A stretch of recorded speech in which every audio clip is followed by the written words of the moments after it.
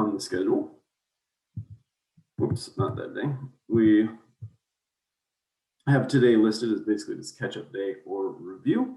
And like I said, it's mainly just doing part 1 and 2 stuff that you haven't got to yet. There was an update in the homework assignments as well. If you didn't see that announcement, that went out yesterday, I think. Yep. Basically, there were a few emails that were sent out this week about like asking teachers to be a little bit more flexible with some of the assignments due this week.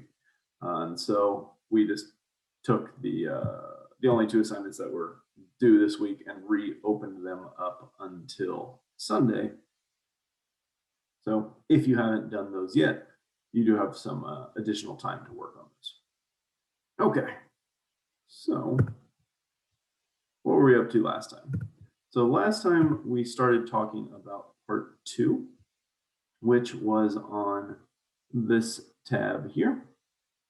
And what we have up at the top was essentially 12 different products. The workbook was only asking us about the last one, but I'm going to sort of go through all 12 of these anyway. So we have 12 different products, and it told us how much money you would have to donate to these products to be considered like a level 1 backer or a level 2 backer, etc.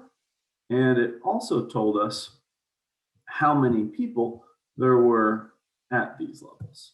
So those 2 tables at the top was the information that the spreadsheet gave to us.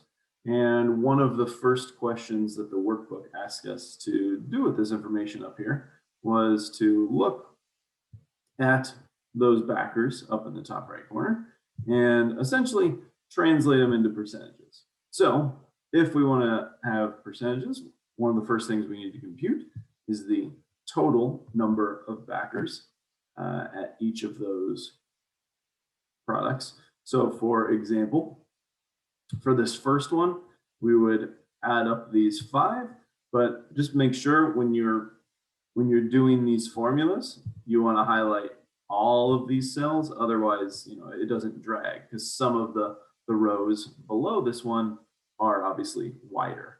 So we're going to add up these 10 cells. Apparently there are 32 backers for this first one.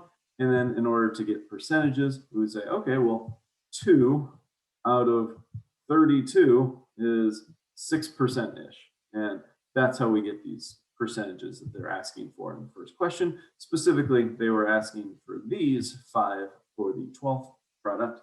But as I've mentioned a few times now, it is a good idea to do this for all 12 so that we're more prepared for the homework and exam questions. Then what they wanted us to do with these percentages was this. We are considering these 2 hypothetical people, Sarah and Matt, and they think that they can get 500 backers for their bicycle project. And what we want to do is figure out how many of these 500 backers are going to donate at each of the potentially 10 levels. So how do we do that? Well, we are going to look at these percentages we just found and this total amount of backers and say, okay, what is 6% of 500? That's 30, I guess. What's 18%? That's 93. And so what we've done here is distributed these 500 backers across these 10 levels using this distribution that we already figured out in the first question. And then once we know how many people are at each level, we are trying to essentially convert that to dollars raised over here. And so what we're going to do is say, okay, let's look at the pledge levels. These 31 people, whoops, don't do that. These 31 people are each going to give $2. These 93 people are each going to give $30. These 375 are each going to give $125, and so on.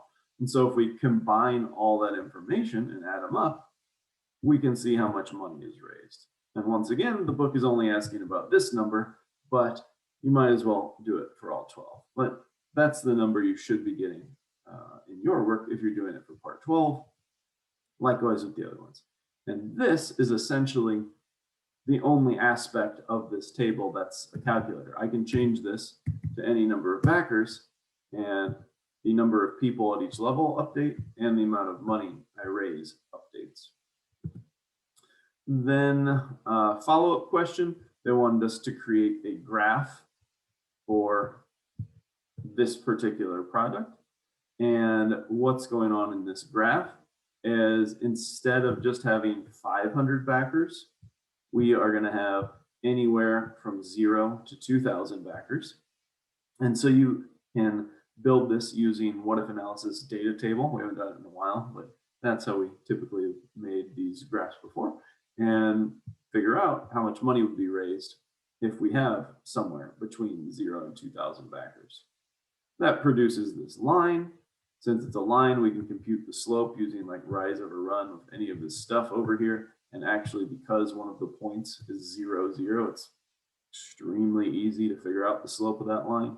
And then there's a follow-up question. What does the slope represent? The slope is rise over run. Rise is the amount raised. Run is backers. So slope is equal essentially to the average amount raised per backer.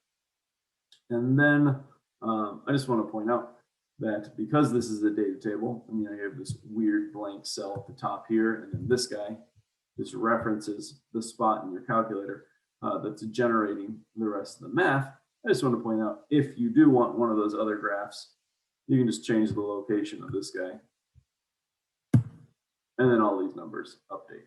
So that's a nice way to avoid having to completely start over if you need like a new graph or anything from scratch.